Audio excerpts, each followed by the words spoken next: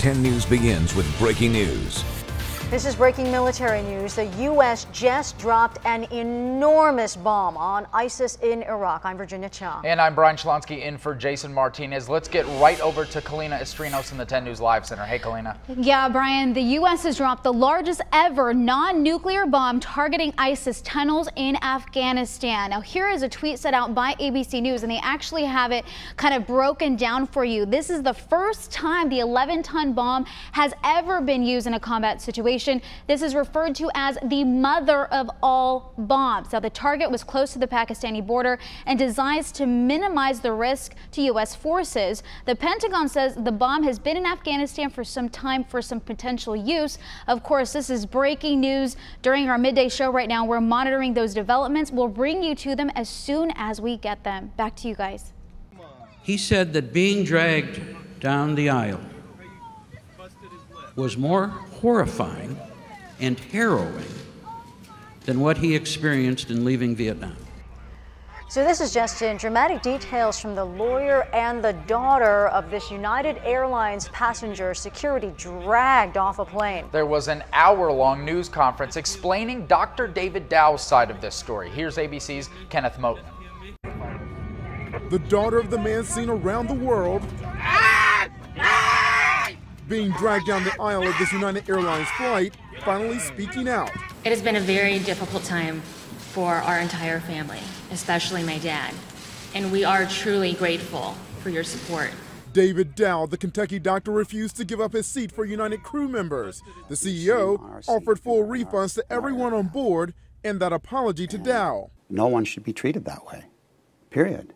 But Dow appears to be looking for a lot more. His high-powered personal injury attorneys in Chicago preparing for a potential lawsuit, filing a petition to preserve evidence from the flight. If you're going to eject a passenger, under no circumstances can it be done with unreasonable force or violence. That's the law. Responding to the news conference, United again promising a commitment to make this right, saying it will take immediate, concrete action. The fallout, United's stock price took another hit Wednesday. Lawmakers in Washington now looking at the issue of overbooking and the involuntary bumping of passengers. The man at the center of it all, Dr. Dow, still recovering from his injuries. We were horrified and shocked and sickened. This afternoon, the Chicago City Council will hold a hearing on this incident. Its Department of Aviation was involved. 3 officers now have been placed on leave. Kenneth Moten, ABC News, New York. And 10 News wanted to know what San Diegans think about the United situation. In our exclusive 10 News Union Tribune poll, 48% said they would go out of their way to avoid United in the future. 45% said they would just look for the lowest fare. As for United CEO, 41% said he should be removed. 38% said his job should be fine and he should keep it. Some new developments in court. Evidence coming out against this man. He is charged with killing his girlfriend in front of their 2 young children. It's an emotional situation with the girlfriend's family in court. 10 News reporter Mary McKenzie takes us through this morning's early testimony. Mary? Virginia, I spoke to Vanessa Bobo's father before the hearing began this morning. He says that Vanessa's son, who is now 6 years old, is still waking up at night asking for his mother, and that he's having flashbacks of the night he saw his mother get killed. Family members for both Vanessa Bobo and her accused killer, boyfriend Roderick Harris, were in court this morning for that preliminary hearing. Harris is accused of shooting Bobo in the back as she shielded their 11-month-old baby right in front of her son, who was 5 at the time. Today, the neighbor who heard Bobo call for help, then heard 3 gunshots, broke down, describing the moment he opened the couple's apartment door after hearing the child scream. And hear the scream again. I knock on the door. I open up the door. I see the baby and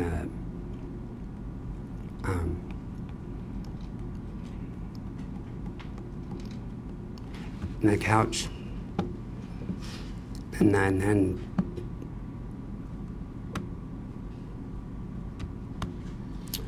I hear the sound say that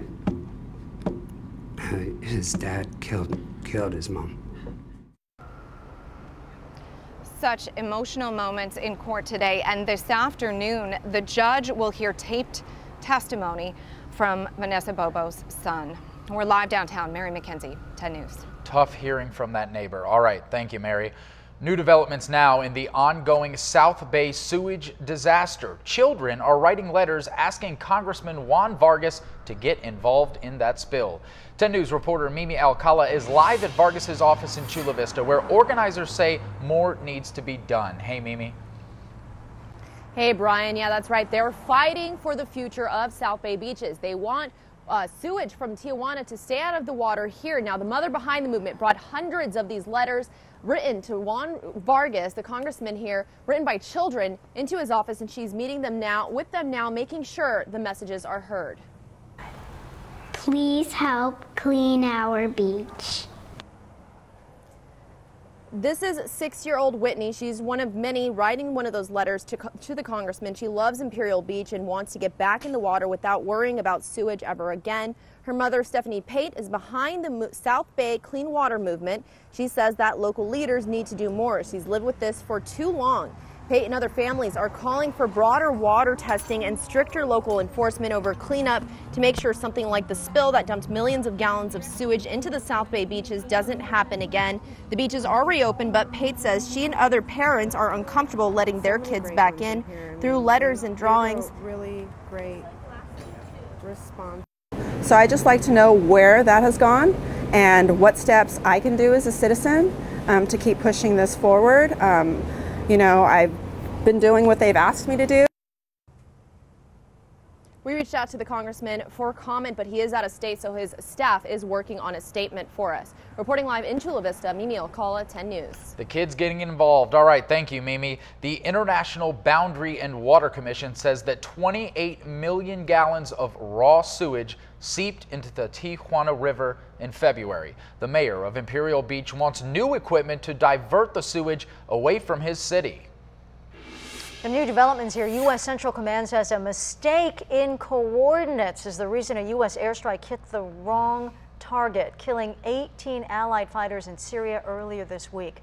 The U.S. says partner forces provided the wrong coordinates. They say they thought they were targeting an ISIS fighting position, but it turned out to be Syrian Democratic forces who have been fighting alongside the U.S. It's unclear if that strike actually came from an American warplane or from coalition partners. Happening now, police are searching for a young man who's been missing since last week. David Medina, who also goes by David Bernal, was last seen around I-8 and Jackson Drive in La Mesa. His friends and family say it is extremely out of character for him to be out of contact. Medina is a Lyft driver and has a red 2016 GMC Terrain SUV. If you see him, call police. And there is also a search for a man with Alzheimer's who has gone missing from Vista. 75-year-old Doug Nicholson wandered off from his home on Devon Place on Monday. He doesn't have a phone, he doesn't have a car, and he didn't take his medications with him. Deputies believe that Nicholson may be going to Washington State, where he used to live. Nicholson is 5'7" with gray hair and blue eyes.